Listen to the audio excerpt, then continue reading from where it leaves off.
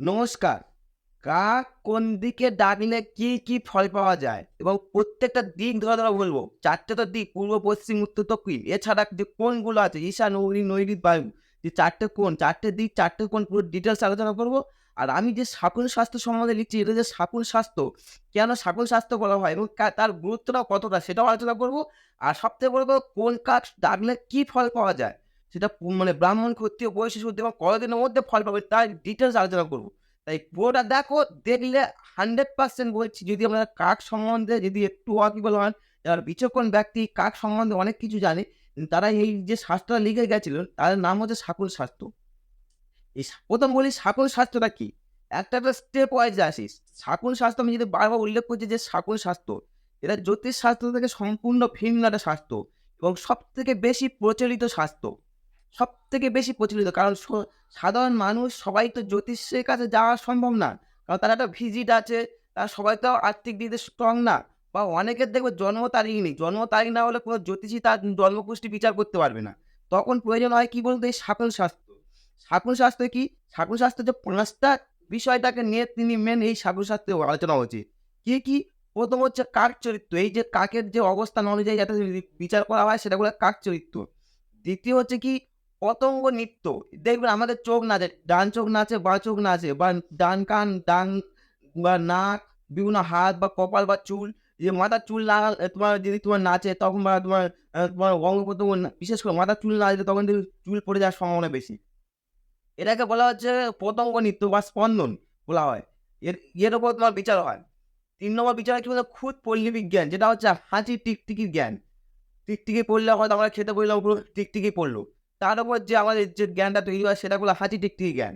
৪ নম্বরে যে যষ্টিপতন, দেখবে আমরা যখন কোনো কোথাও কোথাও বসে আছি বা শুয়ে আছি হঠাৎ করে টিকটিকি মানে উপর থেকে কোনো জিনিস পড়লো মাথায় এসে। আ তার যে ফলটা হয়। আর তাছাড়া নরদ্বারা অঙ্কিত বা পতাকা, এটা ৫ নম্বর। এই ৫ টা সাবজেক্টকে নিয়ে বিচার করা হয় শাকুন শাস্ত্রে। মেইনলি ৫ টা সাবজেক্টকে নিয়ে। এই শাকুন শাস্ত্র গ্রাম বাংলা বলুন, সর্বত্র বলুন, সবথেকে বেশি প্রচলিত এই শাকুন শাস্ত্র। তা আমার যে আলোচনা করতে চলেছি আজকে হচ্ছে কাক চরিত্রের যে বিচার করছি যে কোন দিকে ডাকলে, কোন কাক ডাকলে কি ফল পাওয়া যায়। আচ্ছা, আমি ১ম বলি যে কোন কাক? কাকদের কিন্তু ৫ টা ভাগে ভাগ করা হয়। এই যে কাক আমরা যা দেখি কাকটাকে ৫ টি ভাগে ভাগ করা হয়। ৫ টি ভাগ কি, কি? বলছে ব্রাহ্মণ, ক্ষত্রিয়, বৈশ্য, শূদ্র আর অন্তজ। ব্রাহ্মণ, ক্ষত্রিয়, বৈশ্য, শূদ্র আর অন্তজ। ব্রাহ্মণ যারা, যে সমস্ত কাকগুলো হয় আমরা বুঝবো কি করে এটা ব্রাহ্মণ কাক? ব্রাহ্মণ কাক হয় একটু হলে একটু বড় হয়, সবথেকে বড় হয়। এদের গায়ের রং সবথেকে কৃষ্ণবর্ণ হয়। সবথেকে যদি গায়ের রং কৃষ্ণবর্ণ হবে এবং বড় হলে সঙ্গে, সঙ্গে মনে করবেন এটা ব্রাহ্মণ। আর এদের মুখের অংশটা একটু দীর্ঘ হবে। এদের মুখের যদি আমরা চেনার জন্য, এবং এদের স্বরও বেশ দৃঢ় হয়। এই কাকগুলো আমি ১ম বলি যে কতদিনের মধ্যে ফল পাবেন। আমরা পুরোটা আলোচনা করে পড়াবো, ধাপে, ধাপে বুঝতে পারবেন। এটাকে ব্রাহ্মণ কাক বলে। ক্ষত্রিয় কাকগুলো কি হয় বলুন তো? এদের গায়ের রং হয় বিমিশ্র হয়। এদের চোখ দুটো হয় একটু নীল এবং এদের শীতল বা অঙ্গদেশ একটু বলিষ্ঠ হয়। এইসব জায়গার কাককে বলা হয় ক্ষত্রিয় কাক বলা হয়। বৈশ্য কাক, যেসব কাকের শরীর হচ্ছে নীল বর্ণ হবে, নীল মিশ্রিত পাণ্ডুবর্ণ, পুরো নীল নয়, নীল মিশ্রিত পাণ্ডুবর্ণ, কালোও নয়, নীলও নয়, নীল মিশ্রিত পাণ্ডুবর্ণ এবং চোখটা নীল মিশ্রিত শ্বেতবর্ণ, সেই তাদের বলা হয় বৈশ্য কাক। এটাকে হচ্ছে বৈশ্য কাক। আর যেসব কাক দেখবে কৃষ, রুক্ষ দেহ, চঞ্চল, পাংশুবর্ণ, আ অর্থাৎ মানে কি হচ্ছে তোমার পাংশুবর্ণ হয়ে যাচ্ছে এবং আওয়াজ বহু সবসময় দেখবে মানে ক বা কার উচ্চারণ করে। এই যে ক কখন বলে ক বা কার উচ্চারণ হয়। এই ধ্বনি যাদের শোনা যায় তাদের বলে শূদ্র কাক। এই যে শূদ্র কাক। আর আরেকটা কাক বলা হচ্ছে ব্রাহ্মণ, ক্ষত্রিয়, বৈশ্য, শূদ্র ছাড়া অনিন্দ্য। অনিন্দ্য কাকগুলো বিভিন্ন প্রকার হয়। এদের নখগুলো বেশ প্রদীপ্ত হয় এবং চকচকে হয়। এর স্বরগুলো বেশ স্থির এবং গতি স্থির হয়। এদের গতিও স্থির হয়। হ্যাঁ, এদের গলার অংশ বেশ চিকন হয় এবং এদের চকচকে হয় এবং অঙ্গ আর মুখের যে অংশটা রুক্ষ এবং সূক্ষ্ম হয়। এইসব কাককে বলা হয় অন্তজ কাক। এই যে কাকের যে শ্রেণীভাগ ব্রাহ্মণ, ক্ষত্রিয়, বৈশ্য, শূদ্র, অন্তজ। কেন বললাম? ব্রাহ্মণ কাক যদি ডাকে আপনার সঙ্গে, সঙ্গে ফল পাবেন। তৎক্ষণাৎ ফল পাবেন। ব্রাহ্মণ কাক, স্পেসিফিক ব্রাহ্মণ কাক। তারপর বলছে ক্ষত্রিয় কাক যদি ডাকে, ক্ষত্রিয় কাক তাহলে আপনার ৩ দিনের মধ্যে ফল পাবেন। ৩ দিন, ৩ দিন লাগবে না আমার ফল পেয়ে যাবেন। বৈশ্য কাক, ব্রাহ্মণ, ক্ষত্রিয়র পর বৈশ্য কাক। বৈশ্য কাক যদি ডাকে আপনার ১ সপ্তাহের মধ্যে ফল পাবেন। ৭ দিনের মধ্যে ফল পাবেন। যদি শূদ্র কাক ডাকে আপনার ১০ দিনের মধ্যে ফল পাবেন। আর যদি অন্তজ কাক ডাকে ঠিক আছে আপনার ১৫ দিনের মধ্যে ফল পাবেন। ডাকা মানে কি? আপনি কোন অবস্থা আছে বা কিরকম স্বর পড়ছে তার উপর বেস করে আপনার এই ফলটা পাবেন। এটা হচ্ছে ব্রাহ্মণ, ক্ষত্রিয়, বৈশ্য, শূদ্র আর অন্ত যে ৫ টা শ্রেণীতে ভাগ করা হয় কাকে সেটা ভাগ করলাম। আর শাকুন শাস্ত্র কি আমি ডিটেইলস আলোচনা করলাম। যারা ভিডিওগুলো দেখছেন যদি শাকুন শাস্ত্র সম্বন্ধে ইন্টারেস্ট হয় অবশ্যই কমেন্ট করে জানান আমার এই শাস্ত্রের প্রতি ইন্টারেস্ট হচ্ছে। কারণ এটা জ্যোতিষ থেকে সম্পূর্ণ ভিন্ন, অথচ সবথেকে বহু প্রচলিত। সবথেকে বহুল প্রচলিত এই সাবজেক্ট। যেটা জ্যোতিষ শাস্ত্রে মানে এটা নিয়ে বেশি আলোচনা করা হয় না। তা প্রশ্ন যেহেতু আমি বললাম যে ব্রাহ্মণ, ক্ষত্রিয়, বৈশ্য, শূদ্র, অন্ত এই যে ৫ টা শ্রেণী কাকে ৫ রকম ফল পাচ্ছেন যে আপনার কুইক ফল পাচ্ছেন ব্রাহ্মণ, তারপরে যে ৩ দিনের মধ্যে ক্ষত্রিয়, বৈশ্যতে হচ্ছে আপনার ৭ দিন, শূদ্রতে ১০ দিন আর অন্ততে হচ্ছে ১৫ দিন। এইভাবে ফল পাওয়া যায়। এবার প্রশ্ন হচ্ছে আমরা যখন ঘুম থেকে উঠি দেখবেন প্রভাতকালে আ কাকেরা বেশি রব করে। এবার কাক যখন প্রভাতকালে বেশি রব করে, কোন রবটা আপনার জন্য সবচেয়ে শুভ বা কোন দিকে করছে সেটা দেখতে হবে। কোন দিকে কাকটা বসে আপনার এই রবটা করছে। যখন দেখবেন আপনার পূর্ব দিকে রব করছেন, আপনি ঘুম থেকে উঠলেন বা প্রভাতকালে একদম প্রভাতকালে কিন্তু ৪ টে প্রহর হয়। প্রত্যেকটা দিনের বা রাতে তোমার ৪ টে প্রহর হয়। ৪ টে প্রহর আমি পরপর স্টেপ ওয়াইজ আলোচনা করব। দিক অনুযায়ী আলোচনা করব। এটা হচ্ছে আমি প্রভাতকালে বলছি।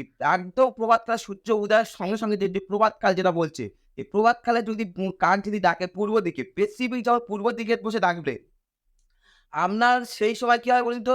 শত্রু ক্ষয় হবে, কার্যসিদ্ধি হবে, স্থির লাভ হবে। শত্রু ক্ষয় হবে, কার্যসিদ্ধি হবে, স্থির লাভ হবে। এটা পূর্ব দিকে ডাকলে। বলছে যদি প্রভাতকালে যদি অগ্নিকোণ বসে ডাকে, যদি অগ্নিকোণ করে বলছে সাউথ ইস্ট, দক্ষিণ-পূর্ব যে কোণটাকে বলা হয় অগ্নিকোণ। যদি অগ্নিকোণে বসে রব করে তাহলে কি হবে? তাহলে আপনার কি হবে? শত্রু ক্ষয় হবে এবং নারী লাভ হবে। আপনার কোনো মানে কোনো সেই সময় কোনো অপোজিট সেক্স কে আপনি পেতে পারেন। নারী লাভ হতে পারে। এটা হচ্ছে অগ্নিকোণ। যদি দক্ষিণ কোণে বসে ডাকে, যদি কোনো দক্ষিণ কোণে বসে যদি রব করতে থাকে, তাহলে কি হবে বলুন তো? আপনার রোগ হতে পারে, মনস্তাপ হতে পারে বা আপনার মৃত্যু বা মৃত্যুতুল্য কষ্ট হতে পারে। কারণ মৃত্যু বা মৃত্যুতুল্য দক্ষিণ দিকে ডাকা শুভ নয়। মৃত্যুতুল্য কষ্ট হতে পারে। যদি সেই স্বরটা খুব সুন্দর হয়, মনোহর হয়, আপনার মনকে যদি মানে কি খুব সুন্দর করে তোলে, মনটাকে শান্ত করে তোলে, তাহলে আপনার মনের মতো কোনো বস্তু লাভ করবে বা স্ত্রী লাভ হতে পারে। তাহলে আপনার মনের মতো বস্তু লাভ হবে। না হলে যদি ডাকটা খুব খারাপ হয় দক্ষিণ দিকে, তাহলে মনে করবেন সেদিন আপনার বাড়িতে কোনো দুর্ঘটনা ঘটতে চলেছে। যদি আপনার ঠিক আছে, যদি আপনার হচ্ছে পশ্চিম দিকে হয়, হ্যাঁ, যদি আপনার নৈಋত কোণে হয়, নৈಋত কোণে রব করলে কি হয় বলুন তো? এর পুরো কাজ সাধন হয়। অথবা কোনো স্থান থেকে কোনো ব্যক্তির আগমন হতে পারে। মানে কোনো কার্য সাধনা অথবা কোনো স্থান থেকে কোনো ব্যক্তির আগমন হতে পারে। এটা হচ্ছে নৈরিত কোণ। যদি আপনার বসে থাকেন দেখবেন যে আপনার পশ্চিম মানে কি? যদি দেখেন আপনার পশ্চিমে হচ্ছে, এই দাগটা দেখবেন আপনার পশ্চিম দিকে পাচ্ছেন। পশ্চিম দিকে হলে কি হয় বলুন তো? আপনার পত্নীর সঙ্গে একটা কলহ তৈরি হবে। পত্নীর সঙ্গে একটা কলহ তৈরি হতে পারে সেই দিনটা। একদম 100% দেখবেন পত্নীর সঙ্গে কলহ তৈরি হচ্ছে এবং কোনো আপনার বাড়িতে কোনো দূত আগমন হতে পারে। বাড়িতে কেউ আপনার কোনো দূত আগমন হতে পারে। পশ্চিম দিকে ডাকলে। বলছে বায়ুকোণ, বায়ুকোণটা কোনটা হচ্ছে নর্থ ওয়েস্ট, নর্থ ওয়েস্ট মানে উত্তর পশ্চিমে যে কোণটাকে বলা হয় বায়ুকোণ। যদি বায়ুকোণে বসে ডাকে, আপনার ইষ্টদ্রব্য কোনো লাভ হতে পারে। তবে এছাড়া আপনার যানবাহন লাভ হতে পারে বা কোনো মিষ্টান্ন কোনো কিছু আপনি পেতে পারেন। সবথেকে বড় কি বলুন তো? আপনার অতিথি আগমন করবে। অতিথির আগমন ঘটবে সেদিন। যদি আপনার বায়ুকোণে ডাকে সেদিন আপনার 100% মনে করবেন যে আমার বাড়িতে কোনো অতিথি আসছে। আমার অতিথির আগমন হবে। যদি দেখেন আপনার উত্তর দিকে ডাকছে, একদম স্পেসিফিক নর্থ ডাইরেকশনে ডাকছে, তখন সঙ্গে সঙ্গে মনে করবেন সেই দিনটা আপনার দৈন্যভাবে দুঃখ তৈরি হতে পারে। আপনার দুঃখ পরিস্থিতি হবে। তবে তার মধ্যে লাভ আছে কিন্তু নষ্ট দ্রব্য লাভ হতে পারে। নষ্ট দ্রব্য কোনো জিনিসটা আপনার হারিয়ে ফেলেছেন বা কোনো নষ্ট দ্রব্য লাভ হতে পারে বা ইষ্ট লাভ হতে পারেন। ভগবানের কোনো পেতে পারেন। কিন্তু আপনার দুঃখ তৈরি হবে সেই দিনটা। আর সবথেকে বড় কথা সেদিন একটা নেগেটিভ ফল পাবেন। সেদিন কি বলতে সর্পদংশনে ভয় পাবেন। সাপের কোনো একটা ভয় তৈরি হবে।